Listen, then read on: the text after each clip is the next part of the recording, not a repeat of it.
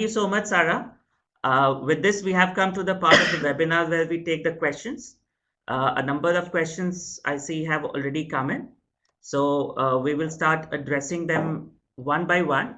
And with this, can I also request Saifu and perhaps Dr. Reda, if he has also joined us by now, to activate their webcam so they can be seen as we answer these questions. Yeah. So Okay, can thank I you. start? Yeah, great. Thank you. Can I start with the first question, which you will soon see appear on your screen in red, which is a question from Abe. And can I ask Sarah to address this question? Yeah, sure. So the question is, in the Western world, especially in the US, fluorine has been introduced in the pipe water supply system for a long time. Supporters of this practice point to the positive health effect. Critics point to the negative effect of excess intake. My question is, how can this be considered a bad idea when fluoride is being artificially added to water supply? It is essentially a controlled process. Well, I think that it really depends also to the water quality of the water that we are talking about, because maybe also other interaction when adding the fluoride in the drinking water supply line can be maybe produced. And also, I think that mainly fluoride intake is good at a certain point, but it can also be intake in different forms.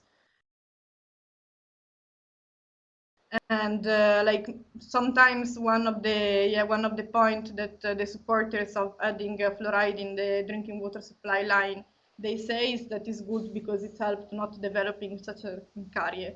But on the other side, we have a lot of other source of fluoride intake, such as also the one that we have in the toothpaste.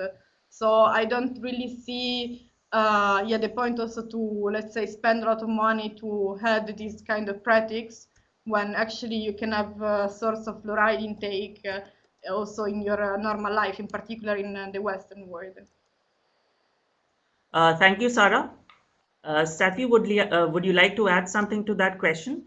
And additionally, I would also like to ask you to address the second question from Zen Rainman, which appears in red on your screen right now, which is how far have sub-aquifers been mapped for fluoride in Ethiopia, especially in the Rift Valley area? Okay, thank you, Abraham. Regarding the first question as to the positive side of fluoride, yeah, it's true that fluoride in water at lower concentration, particularly lower than 1 milligram per liter, is of health benefit. Nevertheless, as you put more fluoride in groundwaters or in drinking waters, it will become more detrimental. So whenever we look into any substance, any chemical substance in water, we should look both into the deficiencies and the excesses. So fluoride is problematic in case of excess. So up to a certain level, if waters are deficient in fluoride, it's normal to put fluoride into those waters.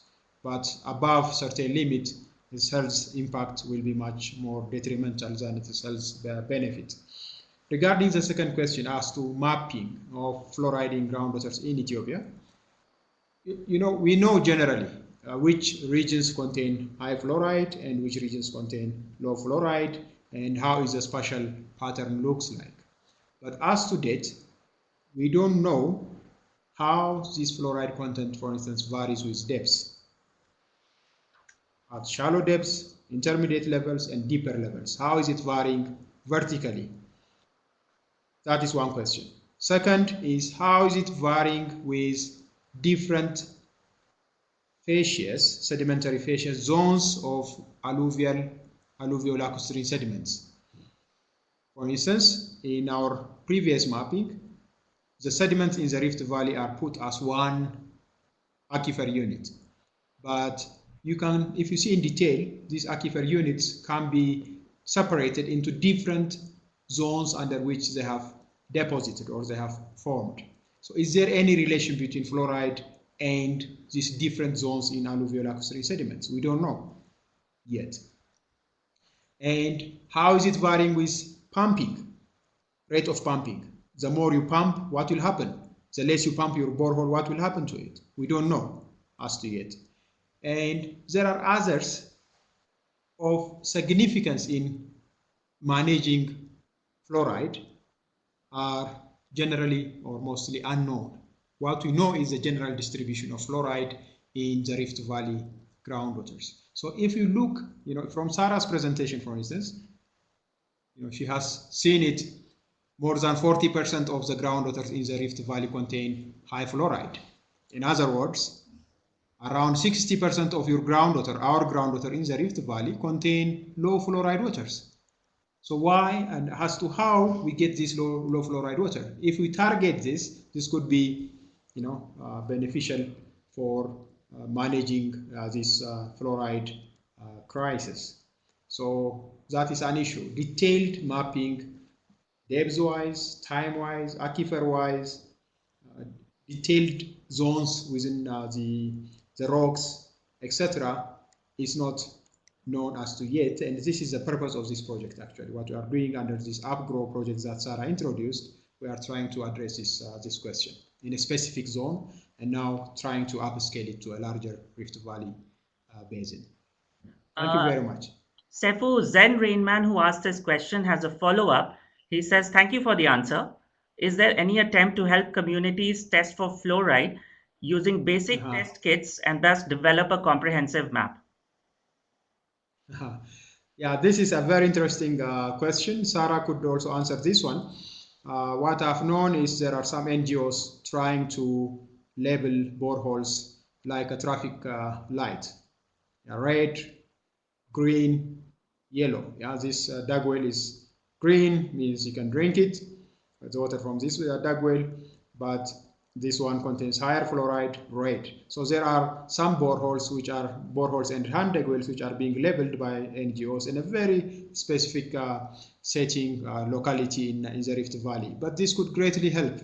This would greatly help communities in managing their fluoride risks. Yeah, what I know is also that, for instance, Oshos, he really put this kind of signal in the communities around Meki areas. At the moment, there are like 5 bonchar being used in the, actually, sorry, 7 bonchar community defluoridization schemes. But as well, they are trying to mapping also other boreholes within the village to put like different sign. For instance, okay, red, you cannot drink it, but like orange, you can use it only for washing but not for drinking. So I think this could really help also the communities and the peoples to not drink high fluoride water with high fluoride concentration. Thank you, Sarah. Thank you, Sefu.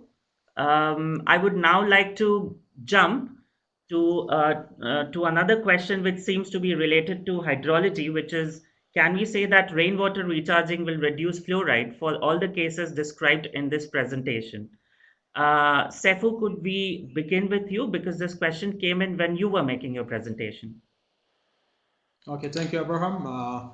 Yeah, in managing fluoride, there could be 3 approaches. One approach, which we are part of, which we are looking into, is safe sourcing. Those 60%. How is that we have 60% of waters return low fluoride? So we are trying to understand it, link it to the things that I've mentioned previously: depths, pumping rate, different sub-aquifer zones, etc.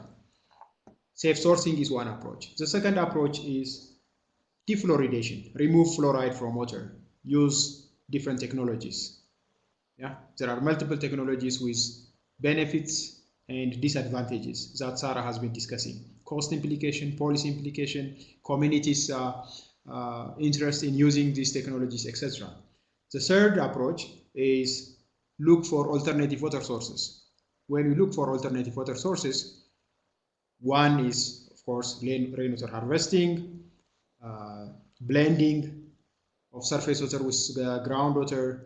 It could be, multi-community schemes, interbasin water transfer, bring the water from the plateau, from the highlands where you have low fluoride, and distribute it through multiple schemes to the communities. All these approaches, they have their own advantage and disadvantages. So that is what Meta and Sarah is trying to look into. What is the policy implication, cost implication, management implication, sustainability implications, etc. I may not answer right now saying this is good and that is bad. So we have to look into, I think the Sarah's presentation has shown this, particularly referring to the cost implication of different approaches. Sure, storing water, rainwater in a shallower aquifer could be an alternative sources. Surface waters, ponds have been tried, but it has also their own disadvantages, and this is something that we should look into in the future. So that's what I can say. Yeah, sorry. I have also one thing to say regarding this question, because I just remember that when I was doing like a field work, and there is a particular NGO, the International Volunteer Association, and they actually trying to implement Algonda methods in Niara Shashamane area to two different community, and one of these community, this Algonda method was never used by the community because they were relying for part of the years also on these rainwater harvesting techniques. Actually, it was not really rain harvesting techniques, but on these like ponds where they were collecting water during the rainy season, and then they could use it also for almost 2 months after the rainy season. I mean, of course, it's not the only reason why people in the community they didn't really wanted to use the Nelgonda method anymore. It was also a matter because the expensive of the chemicals, and because also the water committee or the engagement and the time that people had to really spend to implement the schemes and to really being trained to make works the Nalgonda methods. Thank you, Sarah. Thank you, Sefu. Stephen asks a question which he says is similar to Sundar Rajan's question above, which is the use of aquifer recharge from rainwater harvesting sources a positive impact on fluoride content? Is a more appropriate solution to store rainwater on the surface and use as an alternative water source? Sefu, could we begin with you? Yeah, I've briefly touched upon this question. Surface water, rainwater harvesting and storing you can store it in two places. One is on the surface, and then another one is you store it in the groundwater itself, in the ground itself. So there are positives and negatives associated with this. Surface water storage, you have problems with the disadvantages, mosquitoes, water quality issues, pollution, diarrheal diseases, and competition on water sources, unregulated access to ponds, to surface waters, etc. So these are some of the disadvantages associated with ponding water from rainwater. But the advantage is that you'll definitely get low fluoride content if you store particularly on the surface. The thing is, you have to balance between the two. So that is why we need to look into holistic approach, look into the cost implication, management implication, derivative benefits, and disadvantages associated with these different methodologies. So that is what is being tried under this study. Okay. The next question is from John, and this is about reverse osmosis. And John asks, Do you have a view on the use of reverse osmosis in removing fluoride? Are you concerned about runoff water? Are there any studies available on the impact of reverse osmosis on runoff or reverse osmosis runoff? What can I say is that like reverse osmosis is really like let's say costly techniques, and I don't know. I don't think it could be really fit in being implemented in a contest such as the one of Ethiopia, in particular at the community base. It required a lot of investment cost and as well of management and operational implication.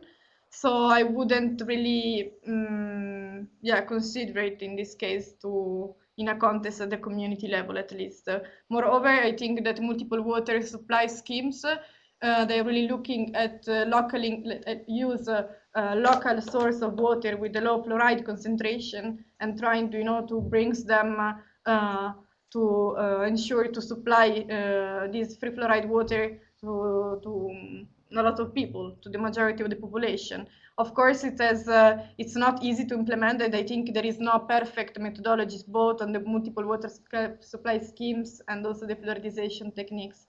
As also Professor Seifel said, there are so many implications that, of course, you can raise some advice, but not a perfect and only solution. Like I really saw that in it really like the social also context, for instance, where you apply the fluoridization techniques is important. It's important to engage if you look at their sustainability in the future, it's important to engage people directly. And this is, for instance, what they did at the Catholic Relief Service with the EDER system, that is an ancient and also locally, community management of where people, they rely on themselves like within the community in cases of when people they need to be buried or if there is some issues. It's a group of elderly men and women that sit together and they really are the core of the community. If you engage this kind of long-term management let's say style, it is then will be like it's really important also to provide the long sustainability of these schemes. And also, for instance, Osho with the water kiosk, like they are selling water with free fluoride water in this kiosk where people that they sell water, they can also sell other items. These other items, they are also a way of, make people, the person responsible, and they have also like multiple interests to be there and to be closer to the system. Thank you, Sarah. Saifu, would you like to add something? No. Okay. So now the next question is from Mr. Guest. And he says he has two questions. Number one is, what are the long-term plans to supply low fluoride content water, like below the WHO standard of 1.5 milligram per liter in MERV? Any relationship among crop product or crop fluoride content versus high fluoride content groundwater for irrigation uses?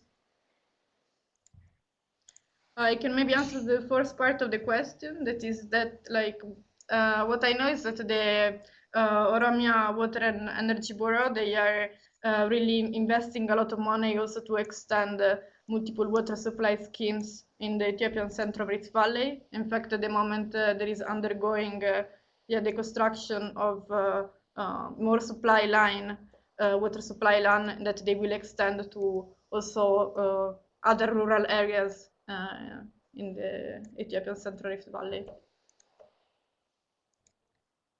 Saifu, would you like to add? Yes, on the long-term plan, this is kind of interesting question and also difficult question, because in the long term, you can opt for,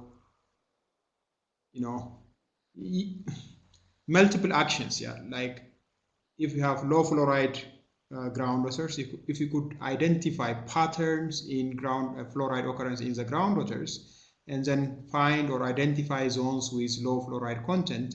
And if you could upscale this to the region as a whole, then targeting this low fluoride zone could be low fluoride groundwater zone could be one alternative solution. But another option is these multi-community schemes. But the multi-community schemes, everything has its own advantage and disadvantages. Multi-community schemes come from a single source most of the time, a single large discharge spring or a high-yielding borehole located somewhere. This has management implications because we need trained manpower to operate, to run this investment, this infrastructure, and they are oversized.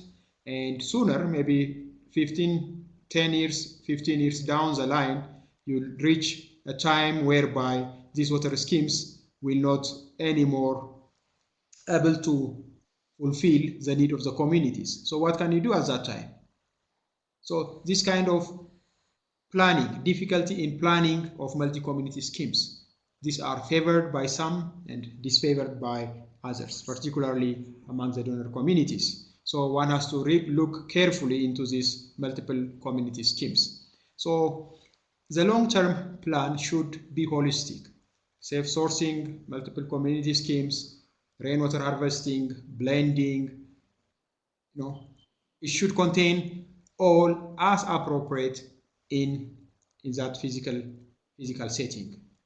So that is what I can say. But concerning the second part of the question about food intake and fluoride content, irrigation, water, etc. Sure, there are studies which have shown that fluoride content vary in different grain types. This has been an experiment. So experiment has been conducted.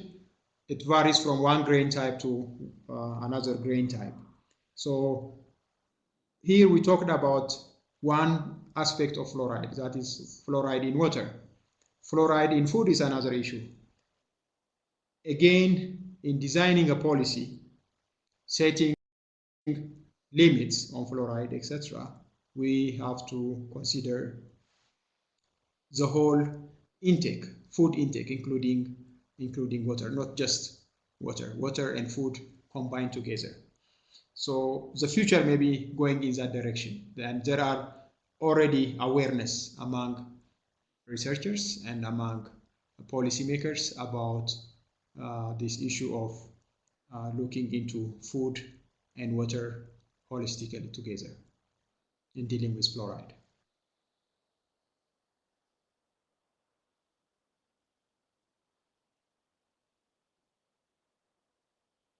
Did you hear me?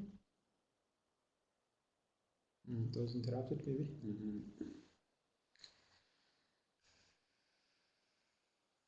It's fine.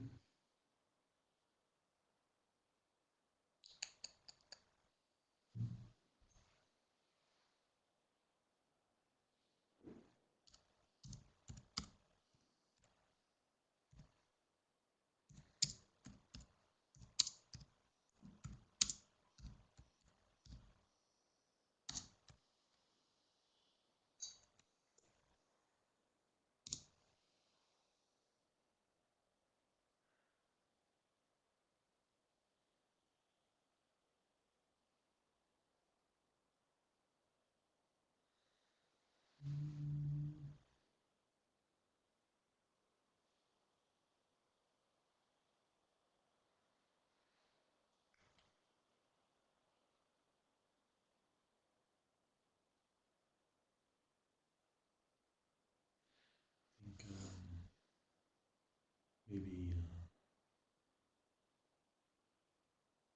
they disconnected, not us. Not us.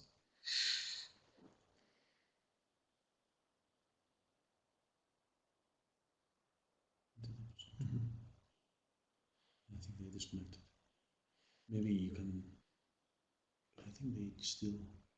Can I know that Steve is listening or Steve is online?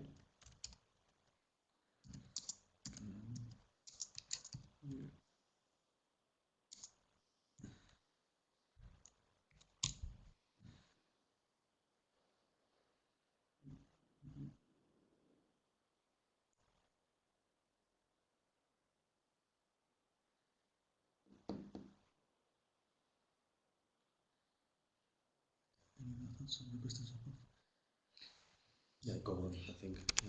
Yes, Steve, I think this is a very interesting question as to storing rainwater in shallow or aquifer and reusing it later. And you know, the thing is, we have to look into where to store. That is an issue. Some of these volcanic materials, particularly the pyroclastics, loose sediments, release fluoride quite rapidly into groundwaters. So we have to set a criteria where to store, what kind of sediment, what kind of rock we have to store our water into. If we store on surface, the certain disadvantages I have mentioned.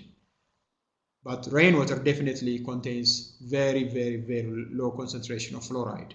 So if we store this rainwater into the groundwater, into the aquifers, into the rocks, in some areas whereby we have rapid release, that is an issue again. But there should be regions or sites whereby we can find to store fluoride, to store our rainwater to deal with this problem. But this is something that should be furthered.